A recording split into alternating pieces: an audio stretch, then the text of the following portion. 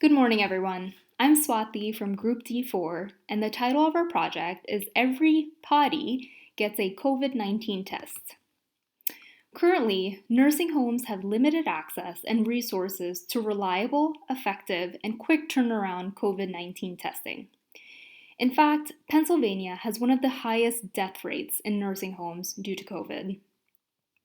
Currently, residents in nursing facilities are only being tested reactively after they become symptomatic, contributing to increased spread.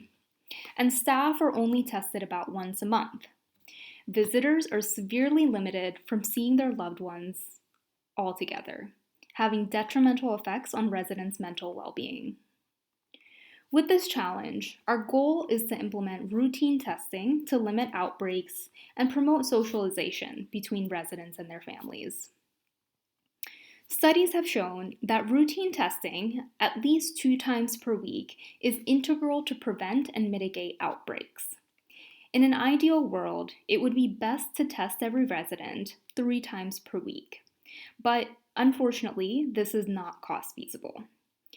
Therefore, we propose to establish pods of residents within the nursing homes to guide our testing strategy. The idea is that if residents are isolated within their pods, the shared respiratory droplets should be the same within the pods. Think of it like this. Our goal is to establish a testing frequency of 3 times per week per resident. By putting residents into pods and testing the pod itself 3 times per week, we are effectively testing each resident 3 times per week. This pod-based testing figure shows a pod of 6 residents and 1 staff member. They are color-coded based on the day that they will be tested. Teal residents are tested every Monday. Purple residents are tested every Wednesday. And green residents are tested every Friday. Residents will be tested using RT-PCR. 1 staff member is assigned to each pod, and they will get antigen testing 3 times per week at the beginning of each shift. The testing model is further explained in the following flowcharts. For visitation purposes, we propose that every visitor will be screened based on symptoms. They will also be offered antigen testing. While they're waiting for their test results, they may visit their family members at a physical distance, outdoors, weather permitting, with masks. When their test results come back within 15 minutes, they may proceed to visit their family members more intimately with physical contact if their test result is negative. In order to make this intervention a success, building a partnership with a local community lab that can handle this volume of testing will be integral. It would be a mutually beneficial relationship between the nursing homes and the labs, as we will negotiate the costs and transportation of the lab specimens. After that, we will establish pods, initiate training, and begin testing, and measure outcomes and reassess for strategy adjustment.